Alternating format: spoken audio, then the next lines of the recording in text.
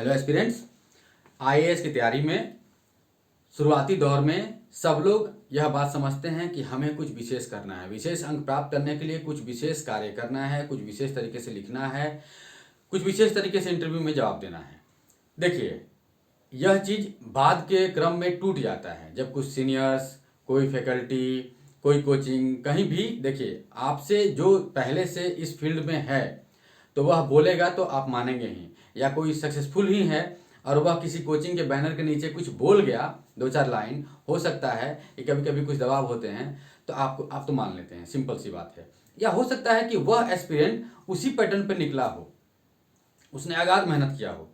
देखिए, एक तरफ है कि पूरा सिलेबस समाप्त करना, मतलब जो फैक्ट्स हैं, मतलब सारे जो इन्फॉर्मेशन उसको कलेक्ट कर लेना, बिल्कुल इससे भी कुछ लोगों का होता है, लेकिन केवल यही नहीं है और यह प्रक्रिया बहुत टफ है।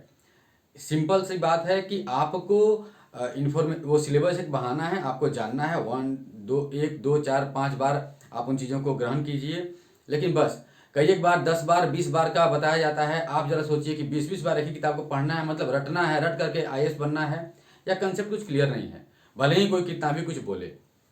बहुत सारी बातें देखिए छिपी हुई होती हैं, वो कभी सामने नहीं आएंगी। आपको खुद से भी सोचना है कि कोई चीज़ 2 4 बार पढ़ने के लिए होता है, उतने में आप कर सकते हैं तो ठीक, अदरवाइज आप 1000 बार पढ़ लीजिए। जो लोग 10 साल 12 साल तैयारी करते हैं और उनका फाइनली नहीं होता है, कई एक सारे ऐसे हैं कि 5 7 8 इंटरव्यू दे के भी नहीं होता है। बहुत सारे ऐसे हैं कि अपना पूरा का पूरा हर मेंस शुरू से शुरू किए, प्री पास करना, लगातार मेंस लिखे, उनका नहीं होता है। तो आप जरा सोचिए, इन्फॉर्मेशन तो हर साल बढ़ ही रहा होगा, तो आप जरा सोचिए कि क्या है मामला।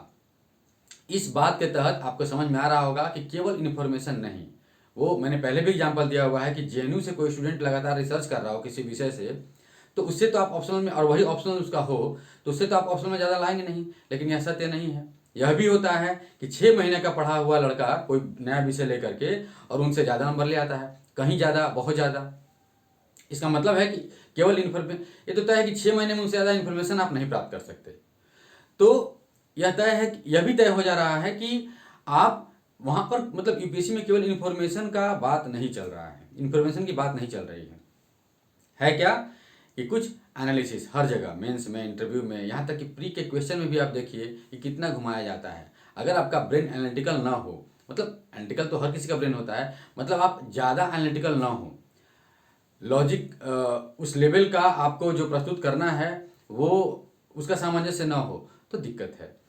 कुल मिलाकर के एक एग्जाम्पल दूंगा उपनिवेशवाद का, जिसके तहत आपको यह समझ में आएगा कि एक नॉर्मल लोग क्या करते हैं और आपको क्या करना है। इंटरव्यू के पॉइंट ऑफ व्यू से मैं बता रहा हूँ, मेंस के पॉइंट ऑफ व्यू से मैंने कई बार बताया हुआ है। देखिए, अगर आप इंटरव्यू बोर्ड में गए और आपसे पूछा जाता है कि उपनिवेशवाद का कोई कंसेप्ट है, कोई थियोरी है वर्ल्ड वाइड, आप बताए, तो आपको एक थियोरी ध्यान आएगा, मेजॉरिटी को वही ध्यान आएगा, मेजॉरिटी वही बताएंगे कि उपनिवेश और मातृदेश, मतलब मदर कंट्री और कॉलोनी। मदर कंट्री एक वृक्ष की तरह है, कॉलोनी एक फ्रूट की तरह, एक फल की तरह है। जब वह पका रहता है, जब वह कच्चा रहता है तो अपने पेट से जुड़ा हुआ रहता है, और पक जाने के बाद उठ के गिर जाता है। यह नेचुरल प्रोसेस है, और यही थियोरी क्रिएट हुआ है उपनिवेशवाद के लिए कि कोई भी कॉलोनी जब कुछ डेवलप हो जाएगा तो वह मदर कंट्री से अलग हो ही जाएगा, विद्रोह करके लड़के, उन्हीं के द्वारा, जो मदर कंट्री के द्वारा शासन शोषण किया जा रहा है, उन्हीं टूल्स को वो अपना हथियार बना के लड़के अलग हो जाएंगे। बिल्कुल सही बात है, यह हुआ भी है, मेजॉरिटी हर जगह यह दिखा भी है। लेकिन 100% यही रहा हो, अब सारे बच्चे 2,500 बच्चे इंटरव्यू दे रहे हैं और सबके सब यही बात बोल रहे हो इंटरव्यू में, तो जरा सोचिए कि सबको अगर, और इसी तरीके का हर तरह का एग्जांपल लीजिए कि 30-35 क्वेश्चन लगभग सबसे पूछे जाने हैं और सबके सब लगभग ऐसा ही जवाब दे रहे हो, तो फिर इंटरव्यू का क्या मतलब है। इतना तो सब पढ़े हैं, सबने प्री निकाला है, मेंस निकाला है, तो फिर क्या अलग ढूंढा जा रहा है उनमें। वहाँ पे वो 2,500 में से 700-800 बच्चों को क्यों अलग से छांटा जाएगा। आप बात समझिए। समझने का मामला यह है कि इंटरव्यू बोर्ड यह क्वेश्चन अगर पूछ रहा है तो उसके मन में है कि पढ़ते हुए केवल आप थियोरी पढ़े कि कुछ और भी जर्मिनेट हुआ आपके ब्रेन में, आपके ब्रेन में हुआ हो या आपको कोई बताए, इससे इंटरव्यू बोर्ड को कोई मतलब नहीं है। बस वो चाहता है कि आपका दिमाग चले, कुछ खास पहलुओं पर भी चले। तो आपको यहाँ पर अगर मान लिया जाए कि 100-150 बच्चों को इसी पे कुछ ज़्यादा अगर वैल्यू मिल रहा हो इंटरव्यू में, तो वह क्या एक्स्ट्रा बोले होंगे, या 500-700 लोगों को कुछ एक्स्ट्रा इसमें वैल्यू मिल रहा हो तो क्या एक्स्ट्रा बोले होंगे। आप दिमाग लगाइए। और मैंने पहले भी इंटरव्यू को लेते हुए ऐसी बातें की हैं कि कुछ डिफरेंट, कुछ अलग नज़रिया भी होता है, तो मैंने रखा है, यहाँ भी दूंगा, आपको बताऊंगा कि क्या कुछ अलग करना है। देखिए, यह पढ़ते हुए अक्सर दिमाग में यह थियोरी तो अच्छे से सेट हुआ, लेकिन यह दिमाग में जरूर आना चाहिए कि क्या सारे देश विकसित हो चुके थे।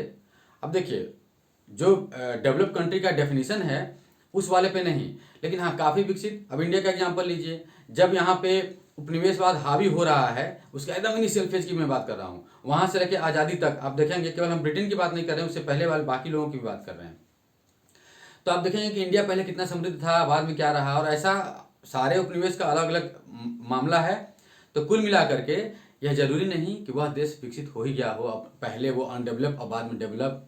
आपका जो नया सिस्टम है वो इम्पोज हो रहा है। देखिए, आपका ज्ञान तो बहुत बड़ा होना चाहिए जिससे कि आप बता सकें कि जरूरी नहीं कि जो नया सिस्टम लागू हुआ है हर जगह वो अच्छा ही है। चलिए, हम उतना नहीं जाएंगे, कम से कम यह कि हर देश में यह लागू नहीं हो रहा। कोई भी देश में आप 100-200 साल तक शासन करेंगे और वह डेवलप नहीं हुआ, थोड़ा भी डेवलप ना हुआ अगर मान लीजिए, तो क्या वह लड़ेगा नहीं आपसे, अलग नहीं होगा। और ऐसा एग्जाम्पल भी है कि बहुत सारा कंट्री है जहाँ की कोई डेवलपमेंट नहीं, आज भी बहुत ज़्यादा परेशानी, और वो अलग हुए।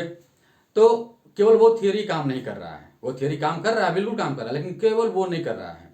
कहीं पर भी शोषण किया जाएगा लंबे समय तक तो तय है, या शासन किया जाएगा तो तय है कि वहाँ विद्रोह होगा, क्योंकि दूसरे देश के लोग अगर आप पे शासन कर रहे हैं तो बहुत लंबे समय तक वहाँ के इंडिजिनस लोग बर्दाश्त नहीं कर सकते, वो डेवलप हो रहे हो या नहीं हो रहे हो। यह बात अगर आप रखेंगे कि इस बात में भी दम है, और दम है मतलब कि यह बात भी है, उपनिवेशवाद का केवल यही थियरी काम नहीं करेगा। काउंटर क्वेश्चन इंटरव्यू में आपसे पूछे तो आप बोलेंगे कि सर यह काम तो करता है, लेकिन इसके अलावा भी यह बात है कि केवल यही काम नहीं कर रहा है, यह चीज़ भी है जो मैंने सेकंड स्टेज में बताया। यह बताएंगे तो आप सोचिए कि आप उन 500-700 में आ रहे हैं या 100-150 में आ रहे हैं। यह तो है, यह करना है। सारे एस्पिरेंट को हर एक स्टेज में आपको यह करना है, और इसका स्कोप होता है। करना है इसका मतलब यह नहीं कि आप कुछ ना कुछ कर ही दें। आपके पास अगर आ रहा है तो आप जरूर करें। आप यह दिखाएं कि पढ़ते हुए केवल मैंने चीज़ों को ग्रहण किया और उगल दिया, ऐसा नहीं है। अगर कहीं दिमाग चल रहा है तो मैंने अपने ब्रेन को ओपन रखा है। Thank you.